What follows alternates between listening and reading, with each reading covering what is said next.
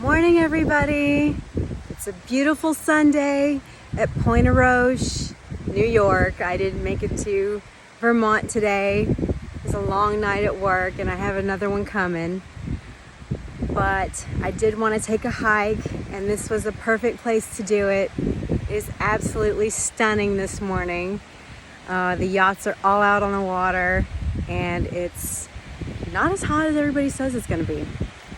But I do have some things on my mind as I'm taking this walk, and I wanted to share some things with you as I walk alone, solo, heartbroken traveler that I am. And what I've been thinking about is feeling the pain out loud. And I think we all shoulder our pain silently. And in fact, we all do it so well that it's a constant companion. At least it is to me. To the effect that I don't think I would know what to do if I didn't have at least some type of emotional baggage or pain to hold on to. It's almost like a buoy in the water. And I feel like it's something I need to attack. At this point in my life, I've held on to it long enough, and it definitely presents itself in the pattern of my relationships. There is a saying, and it's kind of cliche, but girls don't know what to do with nice guys. They treat them like shit. And that's probably true for me right now. Wouldn't know what to do with a nice guy. I don't trust myself with my heart. I certainly wouldn't know what to do with someone else's. So I've been thinking about this relationship torture cycle that I have relied on, that I have been so used to, that I wouldn't know what to do without. And I think that it stems from a lot of insecurity, and my security lies in the pain. It's the constant. It has been. And it's time to heal. It's time to actually let Angela live. And I really think I deserve it. And I don't think I ever thought that before. I don't think I really thought I was worthy of a good guy.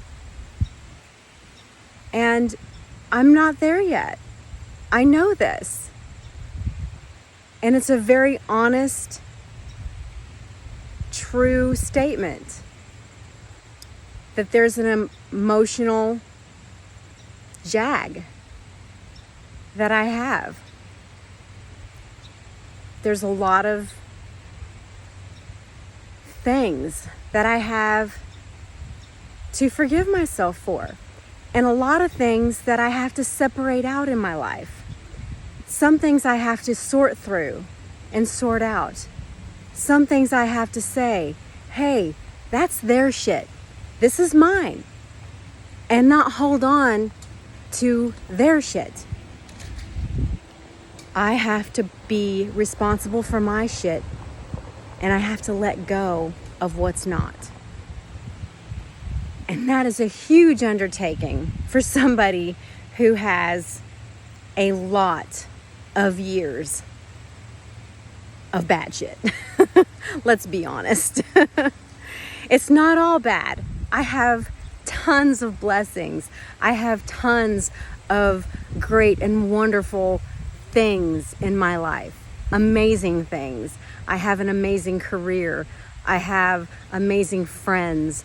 I have amazing parents who have grown to be people that I admire. But all those things said, there are still things I haven't sorted through. I have just buried I put into a box and put a very tight lid on. And then when it tried to creep out, I just taped that box and I wouldn't let it out. I wouldn't deal with it because I didn't know how. I just kept on going from one bad relationship to another, not knowing how to have a good one, not thinking I deserved one. And it's painful to accept that truth. It's painful to think that from the time I was a young girl, I didn't feel like I deserved to be loved. And it comes from a very dark place, a place of feeling abandoned, a place of feeling lost and unsure. And it's not anybody's fault. I can't blame anybody. It's just a product of life. And I never dealt with it. And I have lived with pain as a result of not dealing with it. And once again, that sits with me. Instead of recognizing bad patterns in relationships that I was continuously getting into, I just kept jumping from one to the next. And I have finally come to a place in my life where enough is enough. It's time to feel the pain. If it's not going to be the pain of a relationship, it's going to be the pain of dealing with the things that I have not dealt with in my life. Of just me. Just being me. Of whatever it was that hurt. And those things are traumas. Those things are trying to be something that I couldn't be, trying to please people and be something almost on a level of hero that I'm not, that nobody could be. It was living a facade that I could not live up to, but wanted to so desperately because I didn't feel like I was worth anything if I couldn't live up to that facade. And it goes so much deeper. So I'm going to live my pain out loud. Right now. I'm going to walk alone. I'm going to live basically alone. You know, I have my daughter. But I'm going to fix my heart. I'm going to heal my heart before I'm willing to trust it with anybody else. And I certainly don't want anybody to trust me with theirs. Because the person that I want to be worthy of is not somebody that I want to break. It's somebody that I want to cherish forever.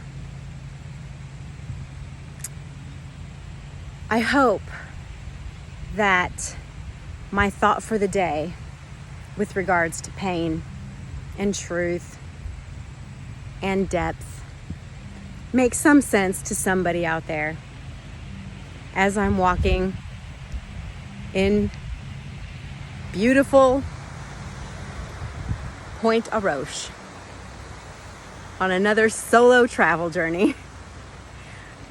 Stay tuned for another journal entry. One will be coming soon.